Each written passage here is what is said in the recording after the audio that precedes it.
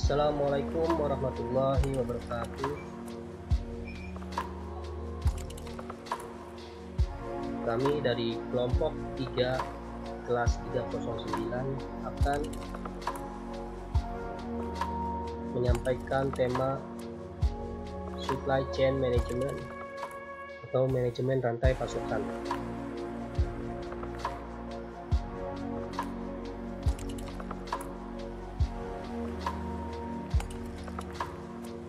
Kelompok 3 terdiri dari Aldo Rahmansyah, Fadilah Rizky, Gigs Aprilio Listanto, dan saya sendiri Haris Antoni. Tujuan dari pembelajaran ini adalah untuk menjelaskan kepentingan strategis dari rantai pasokan, mengidentifikasi strategi 6 sumber, menjelaskan isu dan kesempatan dalam rantai pasokan, menjelaskan langkah-langkah dalam pemilihan pemasok, menjelaskan isu utama dalam manajemen logistik, lalu studi kasus Walmart.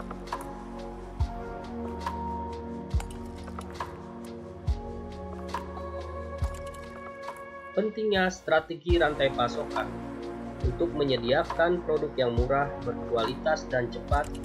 Tidak cukup hanya dengan melakukan perbaikan di lingkungan internal perusahaan saja. Dibutuhkan peran serta supplier, perusahaan, transportasi, dan jaringan distributor. Kesadaran akan adanya produk yang murah, cepat, dan berkualitas inilah yang melahirkan konsep baru pada tahun 1990-an, yaitu Supply Chain Management atau SCM. Manajemen rantai pasokan. Koordinasi semua kegiatan rantai pasokan dimulai dengan bahan baku dan berakhir dengan pelanggan yang puas, termasuk pemasok, produsen, dan atau penyedia layanan, distributor, grosir, pengecer, dan pelanggan terakhir. Tujuan manajemen rantai pasokan untuk mengkoordinasikan kegiatan dalam rantai pasokan untuk memaksimalkan keunggulan kompetitif dan manfaat dari rantai pasokan bagi konsumen akhir. Contoh koordinasi rantai pasokan. Walmart bekerja sama dengan 200 pabrik pemasok utama di Cina untuk mencapai tujuan peningkatan efisiensi energi 20%. Perusahaan Mercury Marine, produsen mesin kapal besar, menggunakan internet untuk memperbaiki desain, membuat kapal, dan penjual mesin ketika berjuang dalam kompetisi dengan Honda, Yamaha, dan Volvo.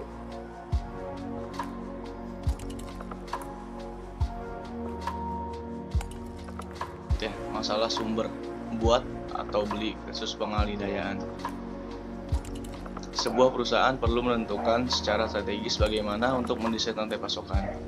Namun sebelum memulai desain rantai pasokan, manajer operasi harus mempertimbangkan keputusan buat atau beli dan pengalidayaan.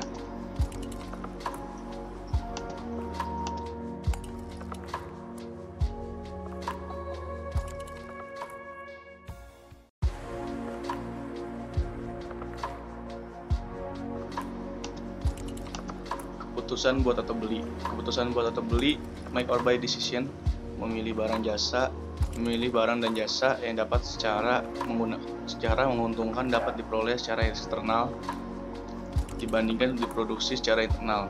Personel rantai pasokan mengevaluasi alternatif pemasok dan menyediakan data relevan terbaru, akurat, dan lengkap bagi alternatif beli. Pengalidayaan atau outsourcing. Pengalidayaan atau outsourcing merupakan mengalihkan beberapa kegiatan dan sumber daya internal tradisional dari sebuah perusahaan ke vendor di luar perusahaan. Membuatnya sedikit berbeda dari keputusan buat atau beli tradisional. Vendor yang menyediakan jasa ahli daya adalah ahli dari spesialis tertentu. Strategi 6 sumber. Setelah memutuskan apa yang akan dialihdayakan, manajer memiliki 6 strategi yang akan dipertimbangkan, yaitu 1. Banyak pemasok. Strategi ini adalah satu pemasok melawan lainnya dan menempatkan penekanan pada pencapaian permintaan pembeli atas pemasok. Pemasok secara agresif bersaing satu sama lain. Kedua, sedikit pemasok. Strategi sedikit pemasok berarti daripada mencari atribut jangka pendek seperti biaya rendah, pembeli lebih baik membentuk hubungan jangka panjang dengan sedikit pemasok yang berdedikasi. Ketiga, integrasi vertikal. Integrasi vertikal adalah penggabungan dua atau lebih perusahaan menjadi satu perusahaan yang aktivitasnya berhubungan secara vertikal. Hubungan vertikal meliputi pengadaan bahan baku dan sumber daya lain, proses produksi, hingga pemasaran ke konsumen pengguna barang atau jasa. Integrasi ke belakang.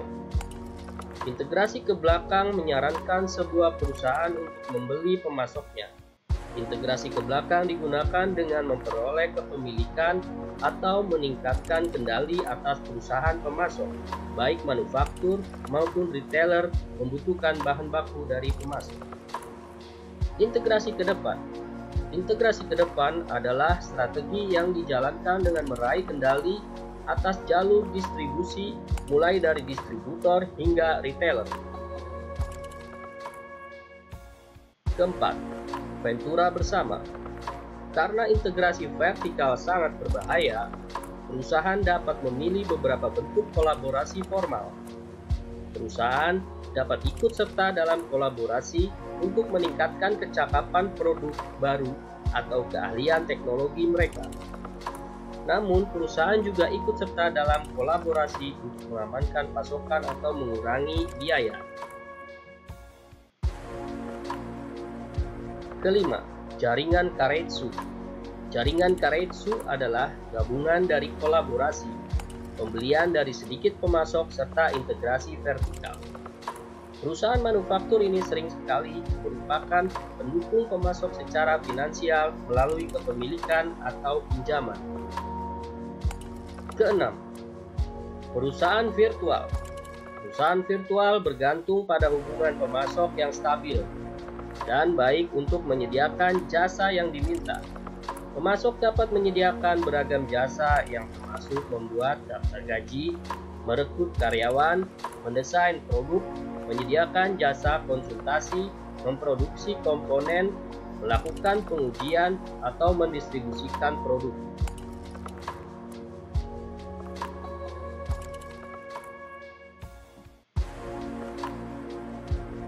Risiko rantai pasokan. Manajemen risiko rantai pasokan menjadi isu penting dan memerlukan perhatian serius dari para manajer.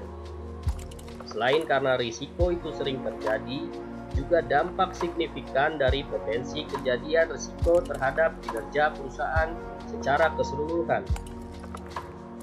Di antaranya adalah risiko dan taktik mitigasi, keamanan dan tepat waktu atau just in time.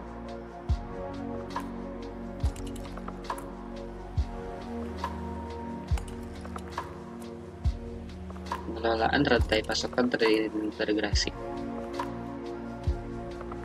Ketika manajemen melakukan integrasi rantai pasokan, efisiensi yang substansial mungkin terjadi. Isu dalam mengelola rantai pasokan: 1. Optimasi lokal. 2. Insentif. 3. Lot yang bersama. Kesempatan dalam mengelola rantai pasokan terintegrasi. Ada 10 item untuk mengelola rantai pasokan. 1. Penarikan data yang akurat. 2. Pengukuran besar lot. 3. Kontrol penambahan satu tahap. 4. Persediaan yang dikelola vendor. 5. Perencanaan, peramalan, dan penambahan kolaboratif. 6. Pesanan kosong. 7. Standarisasi. 8. Penundaan. 9. Pemesanan elektronik dan transfer dana. 10. Dropshipping dan pengemasan khusus. Selanjutnya ada membangun basis persediaan, evaluasi pemasok, pengembalian pemasok, negosiasi, membuat kontak, pemutusan pembelian via elektronik. Selanjutnya ada manajemen logistik. Ada 3, yaitu sistem pengiriman, pergudangan, dan logistik pihak ketiga. Selanjutnya ada manajemen distribusi, suatu proses penyampaian barang dan jasa dari produsen ke konsumen. Manajemen distribusi memfokuskan pada arus keluar dari produk tersebut. Kemudian, manajemen etika dan rantai pasokan yang berkelanjutan. Ketika mempertimbangkan 3 aspek etika personal, etika dalam rantai pasokan, dan perilaku etis terhadap lingkungan. Ketika rantai pasokan mengikat ke tahap internasional, masing-masing dari hal ini menjadi lebih signifikan. Yang pertama, etika personal. Kedua, etika dalam rantai pasokan. Ketiga, perilaku etis terhadap lingkungan.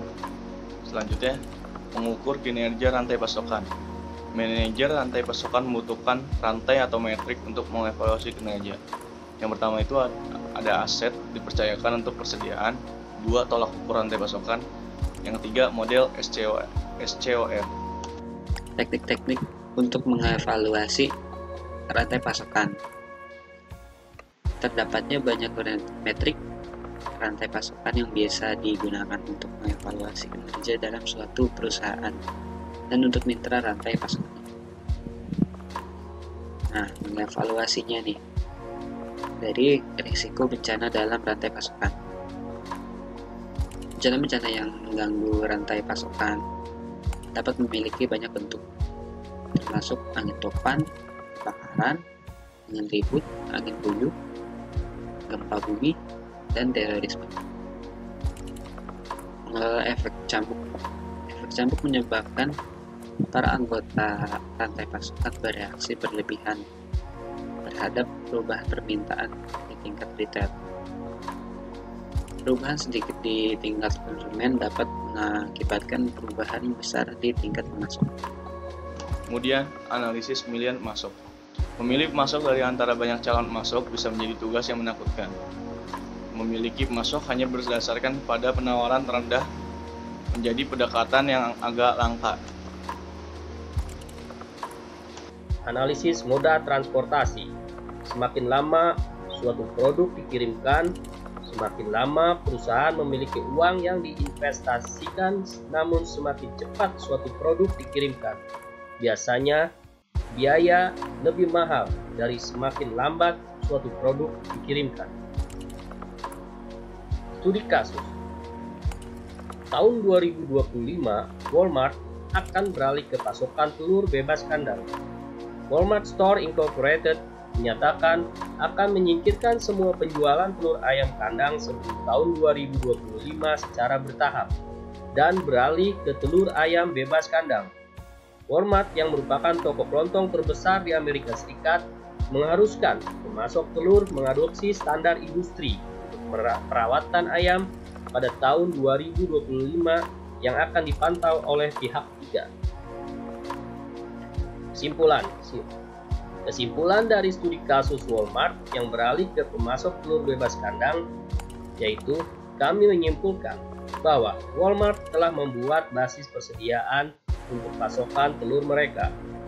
Di dalam membangun basis persediaan, terdapat beberapa proses, tetapi pada kasus ini kami hanya dapat mengidentifikasi 2 proses, yaitu proses evaluasi pemasok dan pengembangan pemasok. Demikianlah yang dapat kami sampaikan. Terima kasih.